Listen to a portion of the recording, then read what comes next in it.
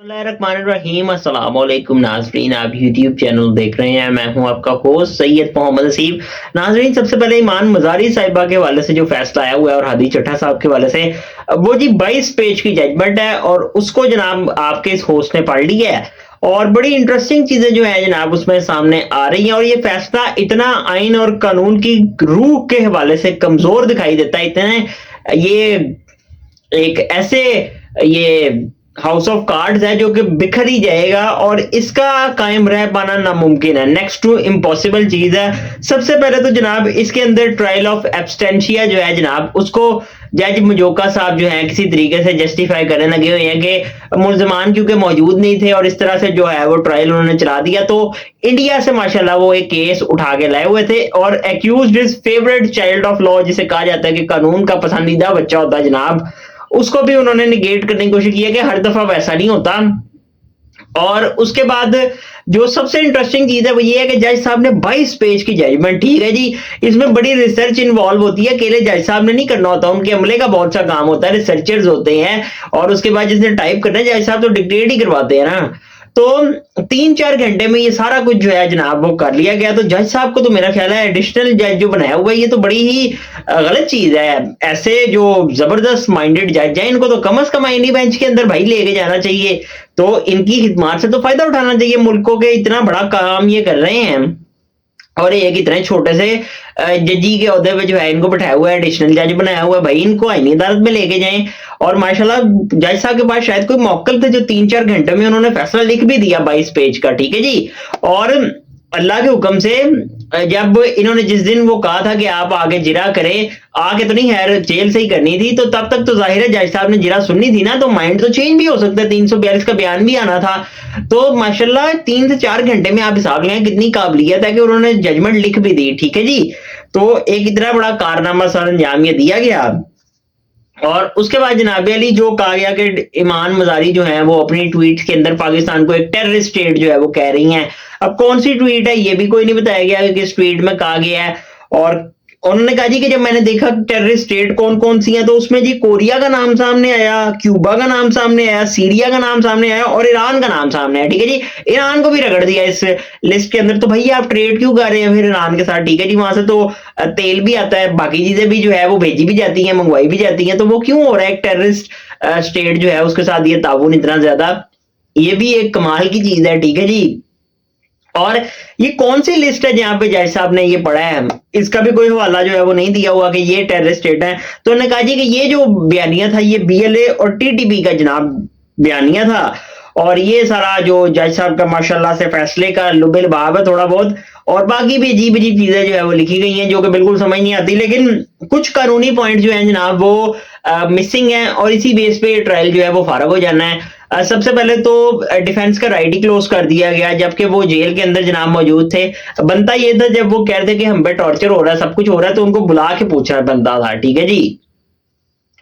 तो defence right close हुआ, 342 का बयान क्लोज हो गया, ठीक है जी। जो फाइनल आर्गुमेंट्स होते हैं वो भी खत्म हो गए और इनकी जो टीए पेंडिंग थी वहां पे इस्लामाबाद हाईकोर्ट के अंदर जो कि सीआरपीसी 526 की शिक 8 के तहत जब तक हाईकोर्ट डिस्पोज ऑफ ना कर दे, हाईकोर्ट को भी वैसे तौफीक नहीं हुई कि लगा ले, लेकिन बहरहाल अभी वहां पे पेंडिंग तो थी ना, जब तक उसका कोई फाइनलिटी नहीं अख्तियार कर जाती वहां से कि जी ये अप्रूव होती है या डिसमिस हो रही है, ठीक है जी, या तो जज साहब के आगे से केस ले लिया जाना था या फिर किसी और, या फिर जज साहब ही कंटिन्यू करते।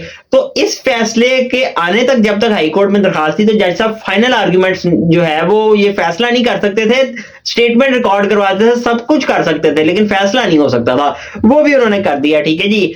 अब जनाब अली सबसे बड़ा जो सवाल है वो यही है कि ये केस जो है जनाब ये कब समाअत के लिए मुकर्रर होगा और कैसे होगा।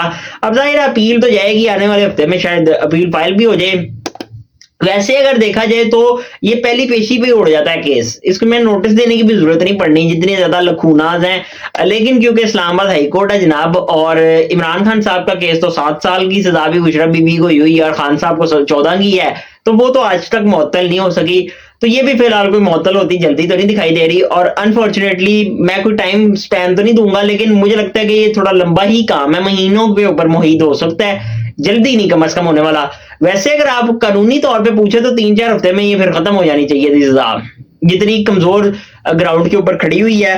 تو یہ ایک معاملہ جناب آپ کے سامنے رکھنا تھا. اور اس کے بعد سہیل آفریدی صاحب جناب وہ اس وقت اسٹریٹ موومنٹ کر رہے ہیں کے پی اے کے اندر, اور کل رات کو وہ کہتے ہیں کہ جی جس دن اڈیالہ سے کال آئی تو میں لیڈ کروں گا اور پھر کسی کو چھپنے کی جگہ جو ہے وہ نہیں ملے گی اور ہم پتہ نہیں کیا کیا کر دیں گے, یہ ان کا دعویٰ ہے. اب یہ تو ظاہر ہے وقت پہ ہی پتہ لگے گا کتنے کو دعوے سچے ثابت ہوتے ہیں یا نہیں ہوتے. اور اس کے بعد اسپیشلی جو سوات کے اندر سہیل آفریدی صاحب کا قافلہ تھا وہ ایک میسو کراؤڈ تھا اور بڑا ہی چارج تھا. اور سوات جو ہے جناب مراد سعید صاحب کا علاقہ ہے, ٹھیک ہے جی, اور مراد سعید بڑے پاپولر ہیں وہاں پہ, اس میں کوئی ڈاؤٹ نہیں ہے. ٹھیک ہے آپ ان سے اختلاف کریں یا اتفاق کریں وہ آپ کی مرضی ہے, لیکن ہی از اے پاپولر گائے. تو سہیل آفریدی صاحب بھی ہیں اور انہوں نے جی سہیل آفریدی صاحب نے کہا جی کہ ایک پلان جو ہے وہ تیار کیا گیا ہے. جو پلان ہے جناب انہوں نے کہا جی کہ جو سمگلنگ اور دہشت گردی کا جو بیانیہ ہے انہوں نے کہا جی کہ وہ تو پٹ چکا ہے اور اس کے اوپر جو ہے اب آگے پلان مزید جو ہے جناب وہ بنایا گیا. تو جو پلان جناب علی بنایا گیا اس میں جو پہلی انہوں نے کہا ہے کہ پہلی چیز جو ہوگی وہ یہ ہے کہ گورنر راج لگا دیا جائے کے پی کے اندر, ٹھیک ہے جی. اور اگر وہ نہیں ہوتا تو پھر سہیل آفریدی صاحب کو جو ہے وہ نااہل کیا جائے اور وہاں پہ رجیم جو ہے وہ بدل دی جائے. یہ بھی انہوں نے کہا کہ بند کمروں کا پلان ہے. اور تیسرا کہا جی کہ یہ ایک خوفناک چیز انہوں نے بتائی, انہوں نے کہا جی کہ وہ میرے قتل کا پلان ہوگا, یعنی سہیل آفریدی صاحب کو ختم کر دیا جائے گا. اگر ظاہر ہے یہ ساری چیزیں جو ہے وہ نہیں ہو پاتی تو اللہ تعالیٰ جی حفاظت فرمانے والے ہیں اور اللہ نہ کرے ایسی کوئی سوچ جو ہے وہ پائی جا رہی ہو. اور یہ بڑی کنسرننگ چیز ہے جو سہیل آفریدی صاحب کہہ رہے ہیں. اور بہرحال ان کی جو اسٹریٹ موومنٹ ہے وہ جاری و ساری ہے, مزید جو اپڈیٹس آئیں گی وہ بھی آپ کو بتاتے جائیں گے. اور اس کے علاوہ جناب علی عادل راجہ اور شداد اکبر صاحب کے حوالے سے جناب جو ان کا کیس چل رہا ہے لنڈن میں, اس میں کچھ اپڈیٹس جو ہیں وہ آئی ہیں. پیچھے تو آپ کو یہ پتا ہے کہ جو اپڈیٹس آئی تھی اس کے تحت 3 لوگوں کو چارج تو کر دیا گیا تھا. اب مزید چیزیں جو ہیں وہ سامنے آنی شروع ہوئی ہیں اور عدالت میں باضابطہ طور پہ اب یہ معاملہ جا چکا ہے. تو میجسٹریٹ صاحب کی عدالت میں جب یہ کیس گیا ہے اور 3 لوگ ہیں جن کو چارج کیا ہوا ہے, کارل بلیک برڈ کو, کلارک میکلیری کو اور ڈونیٹو بریمر کو, ٹھیک ہے جی. یہ فی الحال جو ہیں جن کے اوپر چارج فریم ہو چکا ہے اور ان کا ٹرائل آگے جو ہے وہ چلنا ہے. تو یہ جو کہانی ہے جو عدالت سے فی الحال پتہ لگا ہے اور مرتضی علی شاہ صاحب اس کو رپورٹ کر رہے ہیں جو کہ لنڈن میں ہی ہوتے ہیں اور جیو نیوز کے کورسپونڈنٹ ہیں. تو خبر تو ظاہر ہے ان کی ہے, میں تو وہی ڈیٹیلز بتا رہا ہوں جو وہ آلریڈی شیئر کر چکے ہیں, ٹھیک ہے جی. اور اس میں جی 9 لوگوں کے ارد گرد جناب علی یہ کہانی جو ہے وہ ساری گھومتی ہے. 3 لوگ تو چارج ہو چکے ہیں اور ایک سسپیکٹ 1 ہے, ٹھیک ہے جی. یہ بھی ایک بڑا پرائم سسپیکٹ ہے اور یہ جو ہے کافی چیزیں بتا رہا تھا. اور ایک آدمی ہے وہ ان نون ہے, اس کا پتہ کوئی نہیں ہے. اور سسپیکٹ 1 اور وہ جو ان نون بندہ ہے اس کے بیچ میں کچھ گفتگو جو ہے وہ ہوتی رہی ہے, اس کے بارے میں ابھی تک خاص پتہ نہیں ہے. ایک خاتون ہے جناب وہ بھی بیل کے اوپر ہے, ایک اور بندہ ہے وہ بھی بیل کے اوپر ہے اور 2 اور لوگ ہیں غالباً وہ بھی بیل کے اوپر ہیں.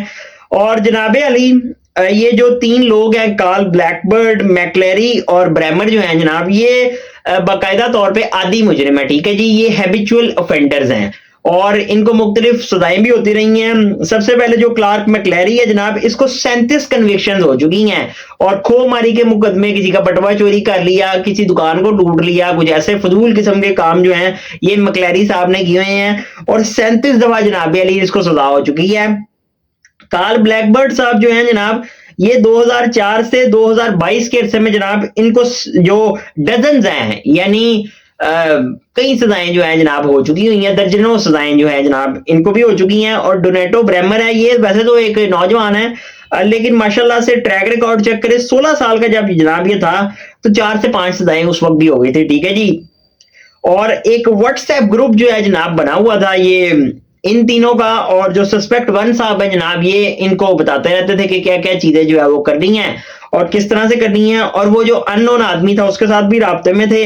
اور جو واقعات ہوئے ہیں شہزاد اکبر صاحب کے گھر پہ حملہ اور عادل راجہ صاحب کے گھر والا 24 دسمبر کو, 31 دسمبر کو اور 10 جنوری کو جناب یہ ہوا ہے. اور یہ ٹائم سپین بھی جو ہے یہ 1 مہینے سے بھی کم ہے, ٹھیک ہے جی. تو اتنے تواتر سے جو ہے یہ جرائم ہوتے رہے ہیں ان کے ساتھ اور ظاہر ہے یہ میتھڈ ان دا میڈنس ہی ہے. اس سے پہلے جو لوکل پولیس ہے وہ اس کی تحقیقات کر رہی تھی لیکن جب آگے معاملہ چلے تو پتہ یہی لگا کہ کام جی پارو ہے.